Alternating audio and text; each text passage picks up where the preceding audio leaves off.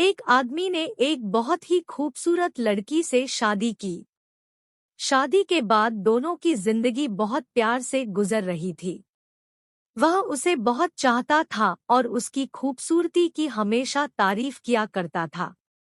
लेकिन कुछ महीनों के बाद लड़की चर्मरोग स्किन डिजीज से ग्रसित हो गई और धीरे धीरे उसकी खूबसूरती जाने लगी।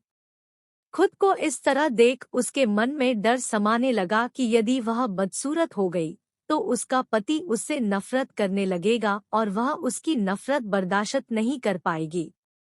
इस बीच एक दिन पति को किसी काम से शहर से बाहर जाना पड़ा।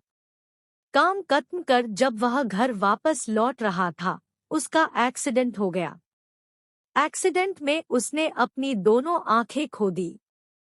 लेकिन इसके बावजूद भी उन दोनों की जिंदगी सामान्य तरीके से आगे बढ़ती रही। समय गुजरता रहा और अपने चर्मरोग के कारण लड़की ने अपनी खूबसूरती पूरी तरह गंवा दी।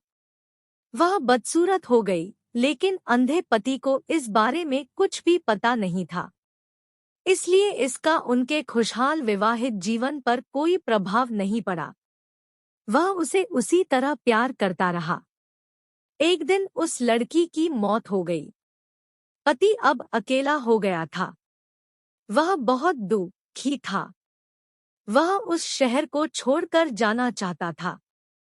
उसने अंतिम संस्कार की सारी क्रियाविधि पूर्ण की और शहर छोड़कर जाने लगा।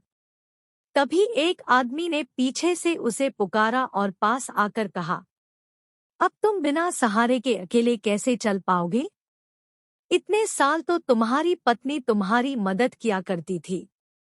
पति ने जवाब दिया, दोस्त, मैं अंधा नहीं हूँ।